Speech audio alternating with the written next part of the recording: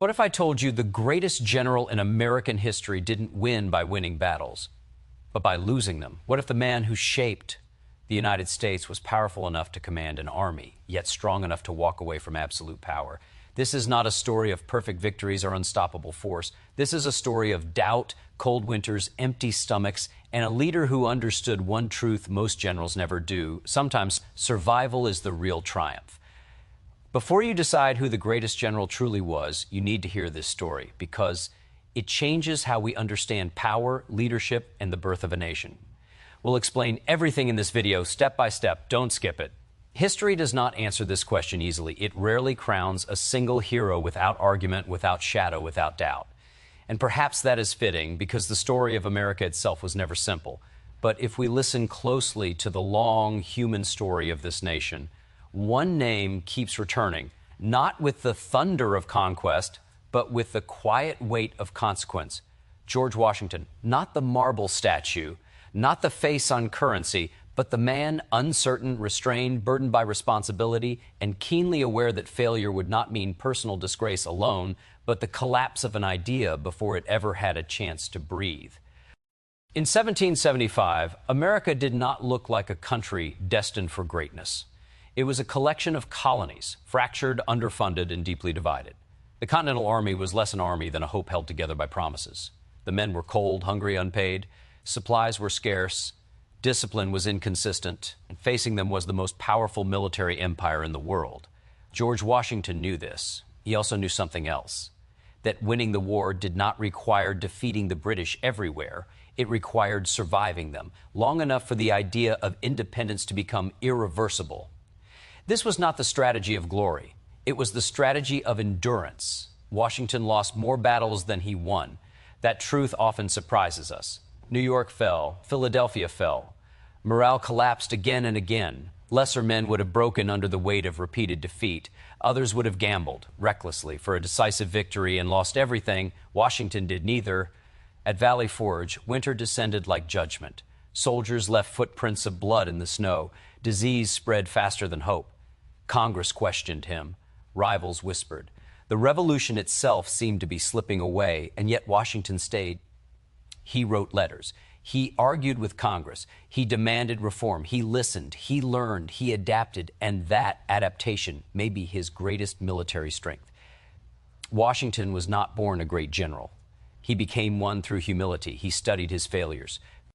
He absorbed lessons from European warfare. He empowered capable subordinates. He understood the value of intelligence, of timing, of restraint.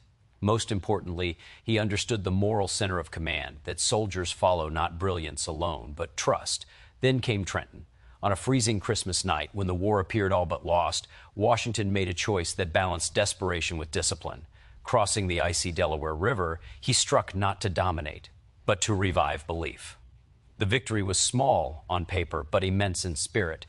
It told the world and his own men that the revolution was still alive. That is leadership in war, knowing when symbolism matters as much as strategy. But perhaps Washington's greatest test came not on the battlefield, but after victory. Yorktown ended the fighting. The British surrendered, and Washington stood at the head of a victorious army, one that had not been paid, that was angry, that could have followed him anywhere. History had seen this story before. Victorious generals becoming kings, republics collapsing into dictatorships. Washington was aware of that history too, and he refused it. He resigned his commission. He handed power back to civilian authority. In doing so, he accomplished something no battlefield victory could secure. He made the American experiment believable. Because the greatest generals are not measured only by enemies defeated, but by the futures they protect. Yes, there were other great American commanders. Ulysses S. Grant understood total war and bore the terrible moral weight of ending slavery through force. Dwight D. Eisenhower orchestrated an alliance that saved the world from fascism. Each was essential, each was extraordinary, but Washington was singular. He fought a war that had never been won before, a rebellion against empire by a people who had to invent a nation while defending it. He led without certainty of success. He commanded without the promise of reward. And when power was finally his, he let it go. That restraint shaped the soul of the United States. So when we ask, who was the greatest general in U.S. history, we are really asking something deeper. Who understood that the purpose of military power is not domination, but preservation? Who knew that character matters as much as courage? Who won not just independence, but legitimacy? George Washington did not conquer the world. He made it possible for a nation to govern itself. And in the long, fragile story of human freedom, that may be the greatest victory of all. Leadership through endurance is rarely celebrated in its own time. It does not announce itself with trumpets or arrive wrapped in certainty. It moves slowly, often invisibly, carried by men and women who understand that survival itself can be an act of defiance. In the American Revolution, endurance was not a secondary virtue. It was the strategy. And at the center of that strategy stood a commander who understood that glory could be fatal. From the beginning, the war offered countless temptations for dramatic gestures. There were moments when a bold, sweeping victory might have seemed within reach, moments when public expectation demanded decisive action. Yet the reality on the ground told a different story. The Continental Army was fragile, stitched together from farmers, laborers, and volunteers who had never imagined themselves as soldiers. They lacked training, equipment, and unity. Their officers were learning command while already under fire. Against them stood a professional army, disciplined, experienced, and backed by an empire whose resources seemed endless. In such a contest, traditional heroism was dangerous. One catastrophic defeat could end everything. Leadership, therefore, became less about triumph and more about judgment, knowing when not to fight, when to retreat, when to absorb humiliation in order to preserve the future. This demanded a kind of courage that history does not always reward, the courage to endure criticism, to carry blame, to wait. Endurance meant staying when others lost faith. After early losses in New York, confidence in the revolutionary cause wavered. Soldiers deserted. Civilians questioned whether independence was worth the cost. Political leaders doubted the man at the head of the army. Rumors circulated, alliances shifted, and the fragile unity of the colonies threatened to fracture. In those moments, leadership was not about inspiring speeches alone. It was about remaining visible, steady, and unbroken when everything else seemed to be coming apart. The strain of command was constant. Every decision carried consequences that reached far beyond the battlefield. A failed attack could destroy morale. A retreat could appear cowardly. Doing nothing could seem like weakness. Yet endurance required choosing the least destructive option again and again, even when none of the choices promised success. It required accepting that progress would be measured not in victories, but in continued existence. This form of leadership demanded emotional restraint. Anger, pride, and desperation had to be mastered. There were opportunities to seek personal redemption through risk, to silence critics with bold action, to chase the kind of glory that cements reputations. But endurance rejects spectacle. It asks leaders to subordinate ego to purpose, to understand that their role is not to shine, but to hold the line long enough for something larger than themselves to take root. Winter exposed the true cost of this approach. Cold camps, inadequate shelter, hunger, and disease tested not just the army, but the idea it was meant to defend. Men marched without shoes. Food ran out. Pay was delayed indefinitely. In such conditions, endurance was not theoretical. It was physical, grinding, and relentless. Leadership meant sharing hardship, refusing comfort, and staying present in suffering rather than governing from a distance. Criticism did not stop with the weather. Political pressure intensified. Civilian leaders, fearful of failure and public backlash, questioned strategy and competence. Some proposed replacing the commander altogether. Endurance in this context meant resisting the urge to lash out or retreat from responsibility. It meant answering doubt with discipline, responding to hostility with patience, and trusting that time, if properly managed, could become an ally rather than an enemy. What made this endurance effective was its clarity of purpose. The goal was never simply to defeat an army. It was to protect a cause until it could no longer be undone.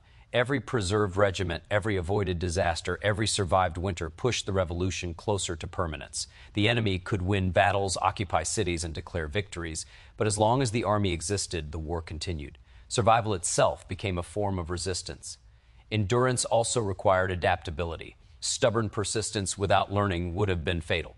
Each setback offered instruction.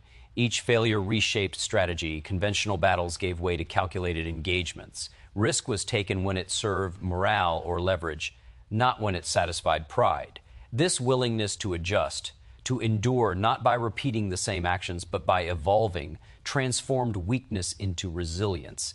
The human dimension of endurance cannot be overstated. Soldiers did not follow because victory was guaranteed. They followed because they believed their suffering had meaning. Leadership provided that meaning by refusing to abandon them, by remaining accountable, by demonstrating that sacrifice was shared rather than imposed.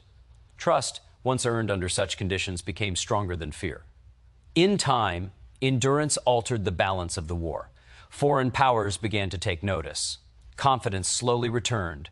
Small victories carried disproportionate weight because they were built on survival rather than dominance. Each passing year without collapse strengthened the legitimacy of independence, making reconciliation with empire increasingly unlikely.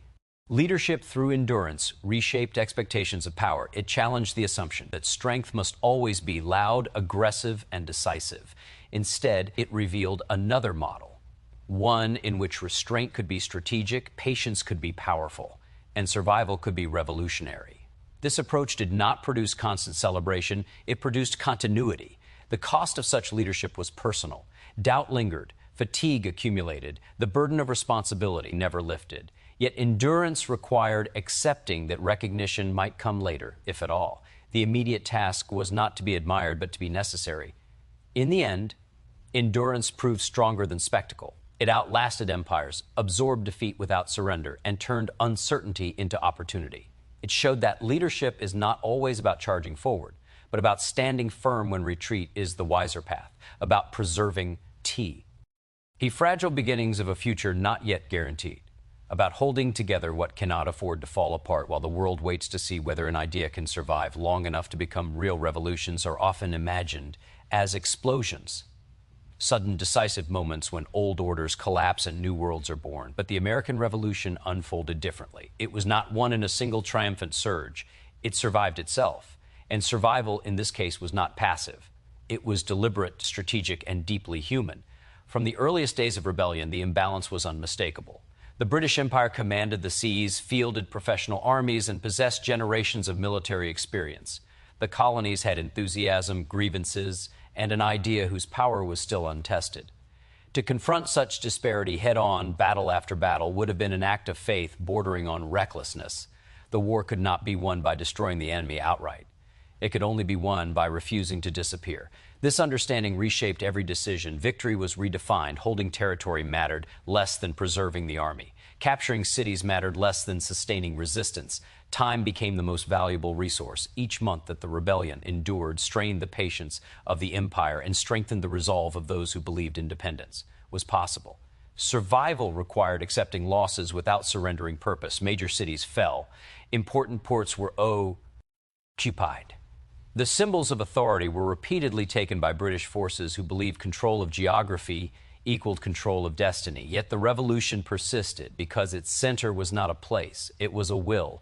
As long as that will remained organized and armed, the conflict could not be concluded on imperial terms. This approach demanded emotional discipline. Every retreat was a public test of legitimacy. Critics mistook survival for weakness. Allies questioned commitment. Soldiers wondered whether endurance without progress was simply prolonged suffering. Leadership, therefore, had to constantly translate survival into meaning, to explain that retreat was not defeat and patience was not fear. There were moments when annihilation seemed imminent.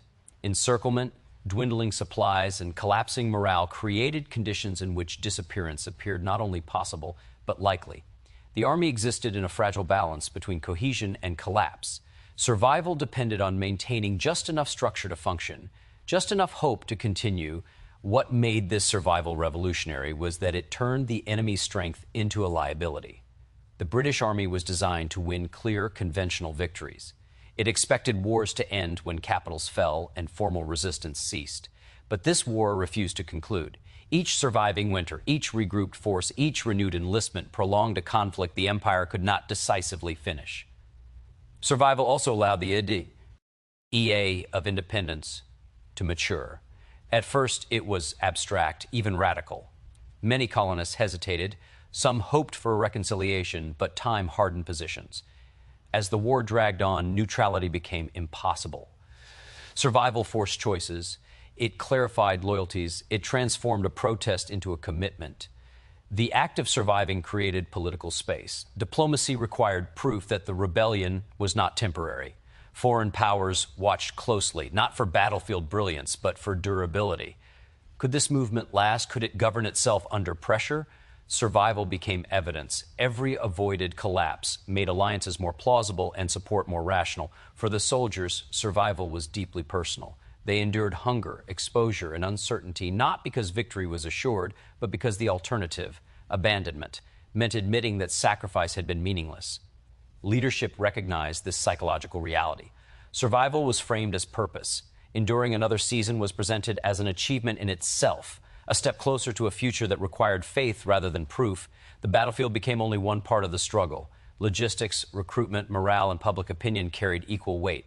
Survival depended on maintaining relationships between the army and civilians, on avoiding alienation, on balancing military necessity with the need to be seen as legitimate rather than oppressive. The revolution could not afford to survive militarily while dying politically. This delicate balance required restraint. There were times when harsher measures might have yielded short-term advantages, but survival over the long term demanded moral credibility. Excessive force risked eroding the very support that made endurance possible. Survival was not just about staying alive, it was about staying worthy. As years passed, survival altered expectations. What once seemed impossible began to feel inevitable.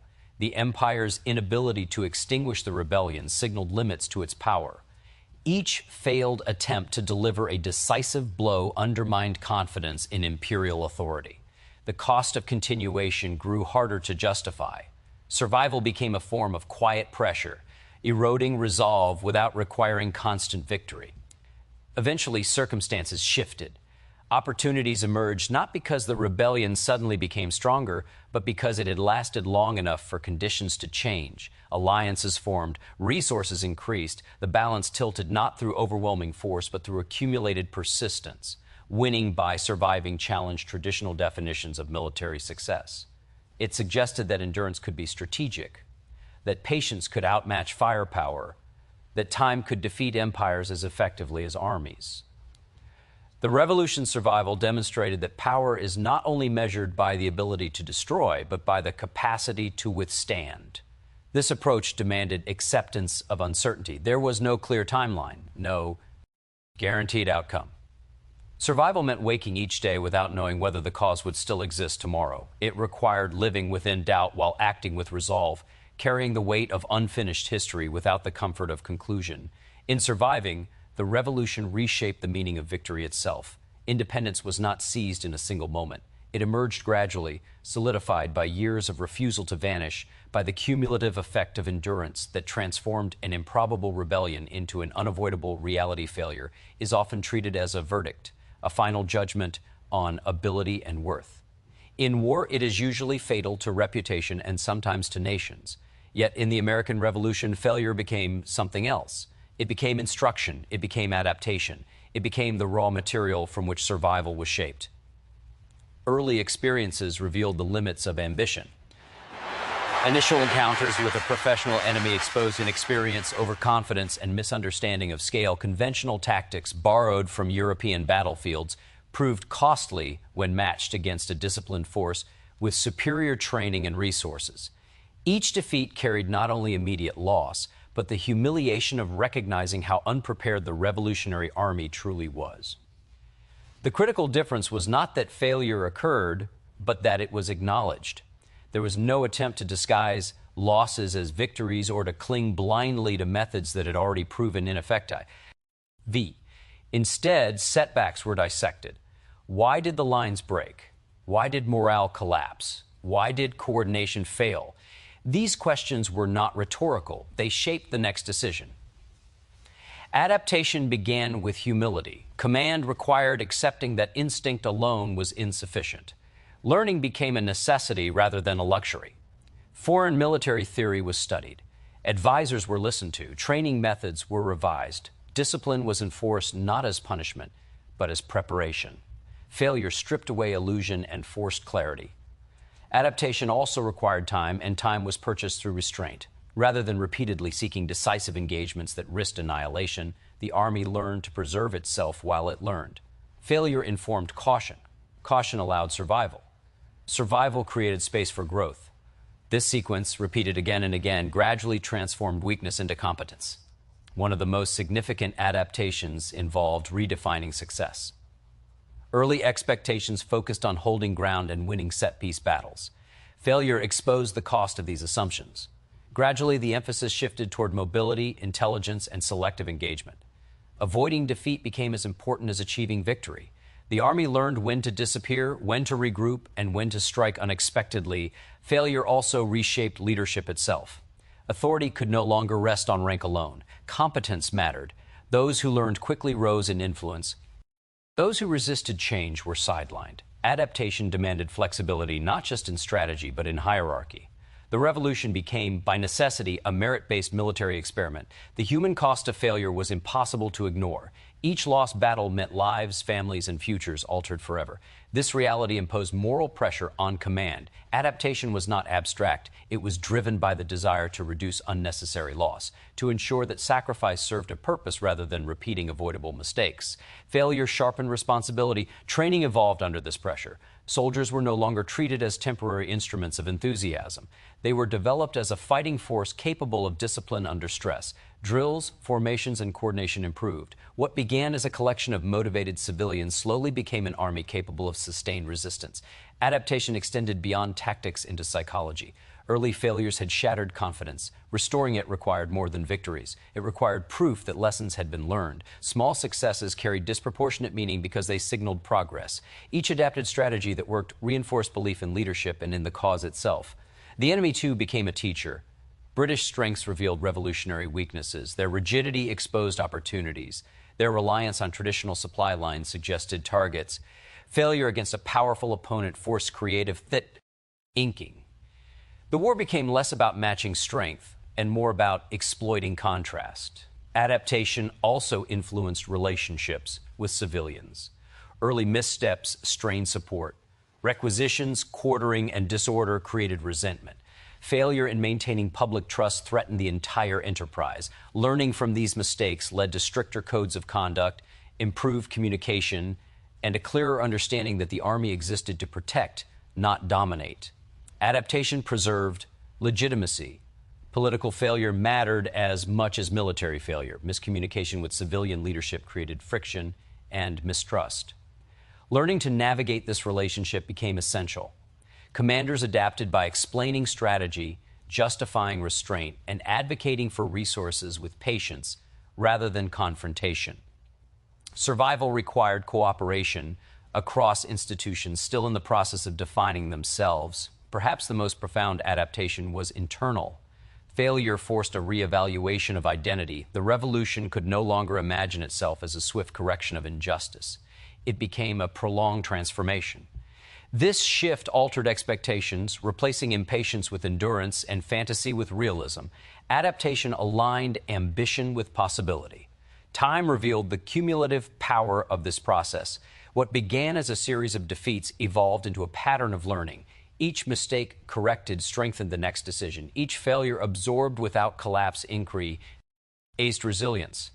Adaptation became institutional memory, guiding actions even when circumstances changed. By the later stages of the war, the contrast was visible. The Army was no longer defined by what it lacked, but by how it responded. It moved with greater coordination. It chose battles with intention. It managed resources with awareness of long-term consequences. Failure had been transformed from threat into teacher. This evolution did not eliminate risk. Adaptation does not promise safety. It promises relevance. The willingness to change ensured that the revolution remained responsive rather than rigid. In a conflict defined by uncertainty, adaptability became the most reliable advantage. Failure, then, was not the opposite of success. It was the path through which success became possible. By confronting weakness honestly and responding with disciplined change, the revolution learned how to survive long enough to matter, how to endure long enough to learn, how to evolve in the face of forces that should have overwhelmed it. Military power is often measured in numbers. Troops assembled, weapons forged, territory controlled.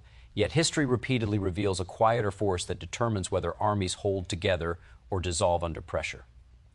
Moral authority. It cannot be commanded. It must be earned. And once lost, no amount of force can fully restore it. In the American Revolution, moral authority mattered as much as muskets. The army did not fight for conquest, plunder, or empire. It fought for an idea that was fragile, contested, and unfinished. This meant that legitimacy was not assumed. It had to be demonstrated daily, in conduct as much as in combat. Soldiers needed to believe not only that they could win, but that they should win.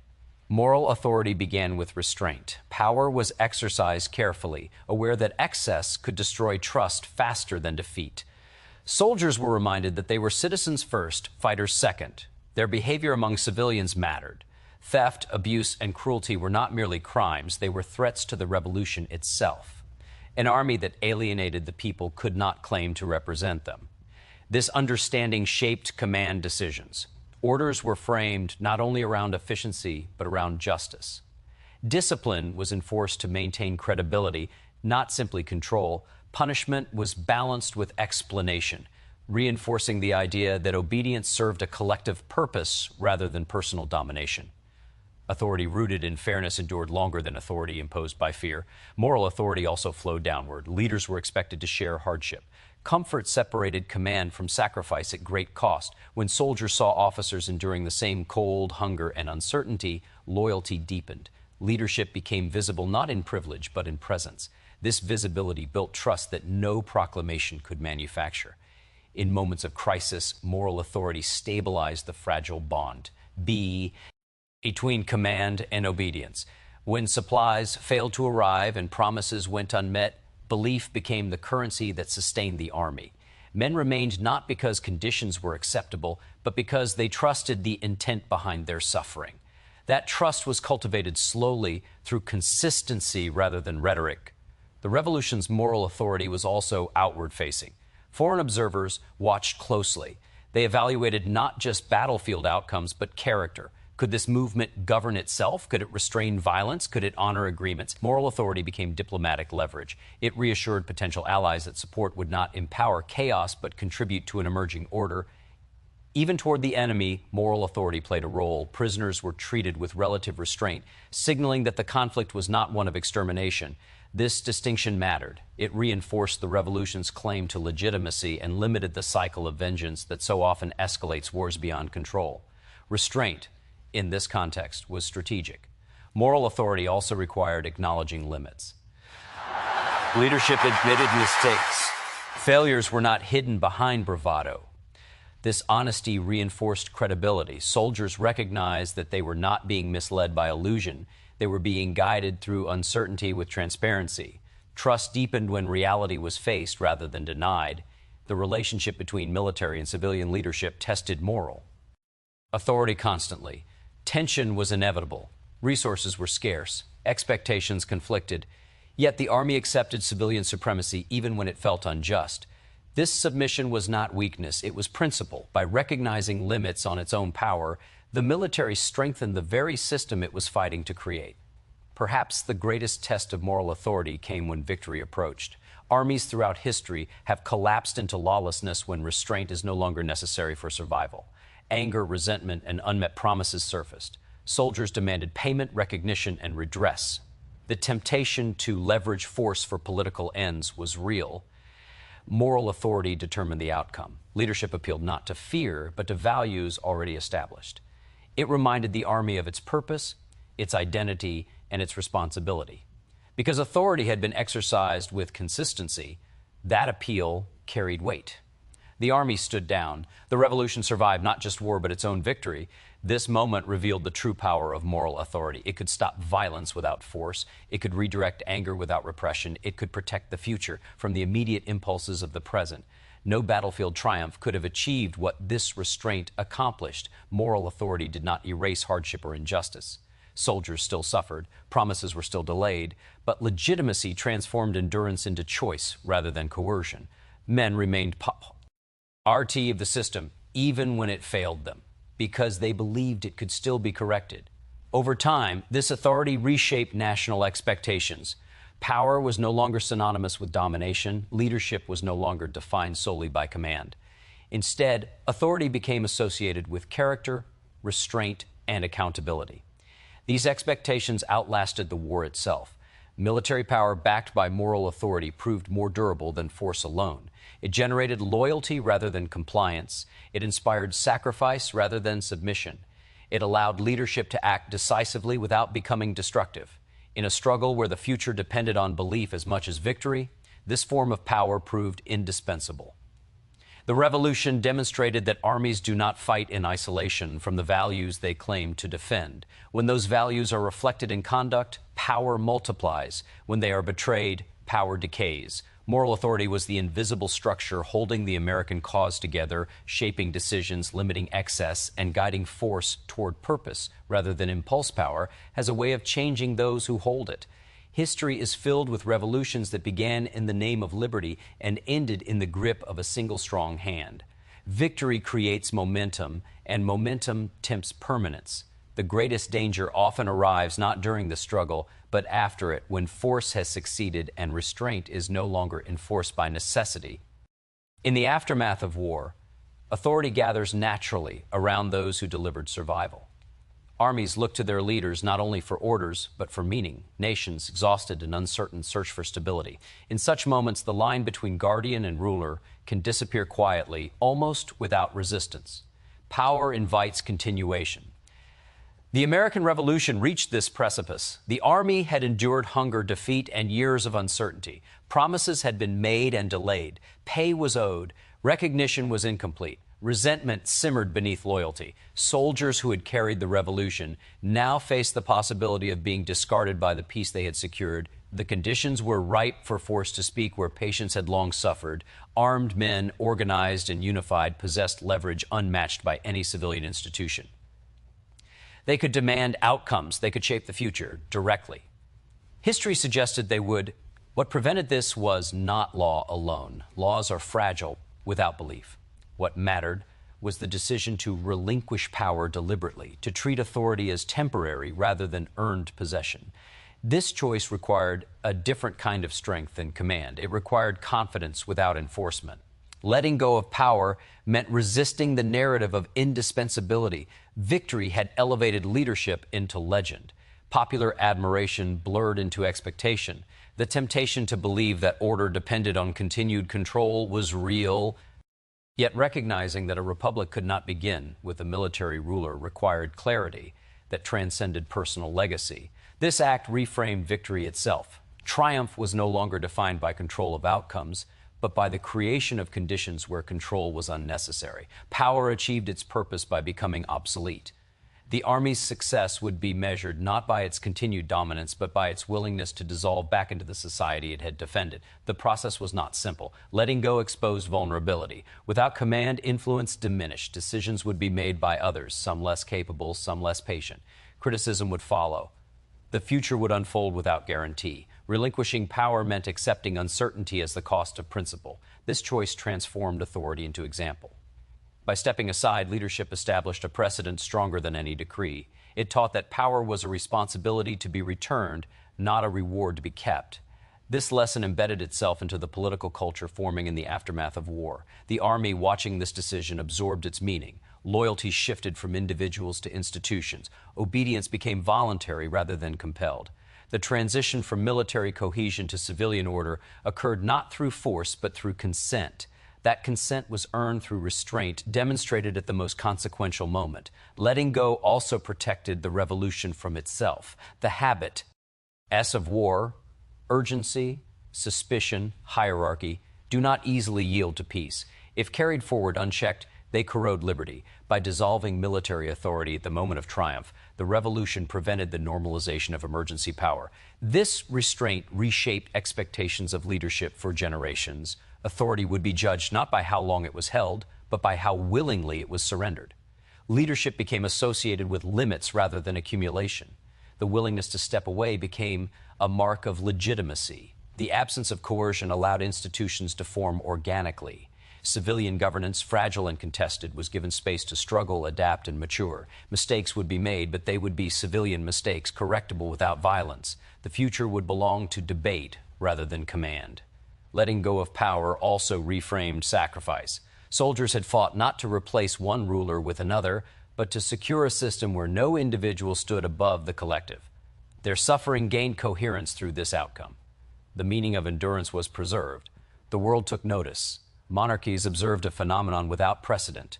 A victorious army had voluntarily stepped aside. Authority had dissolved instead of consolidating. This act gave credibility to claims that the revolution was not a temporary rebellion, but a foundational transformation. The decision echoed beyond borders and time. It suggested that strength could be demonstrated through absence, that leadership could be proven through restraint, that the ultimate act of control might be self-denial. Power, when relinquished, revealed its highest function. This moment did not erase conflict or guarantee stability. The nation would face division, uncertainty, and crisis. But it would do so without a standing general at its head. The future would be shaped by citizens rather than commands, by institutions rather than individuals. Letting go ensured that the revolution did not merely change who ruled, but changed how rule itself was understood. Authority became conditional. Power became accountable. Victory became a beginning rather than an excuse. In choosing to step away, leadership preserved the fragile promise that had justified the struggle. The revolution did not end with the consolidation of power, but with its deliberate release, allowing the idea of self-government to stand on its own, unguarded by force yet strengthened by the example of restraint. Thanks for watching this video, and don't forget to like and subscribe.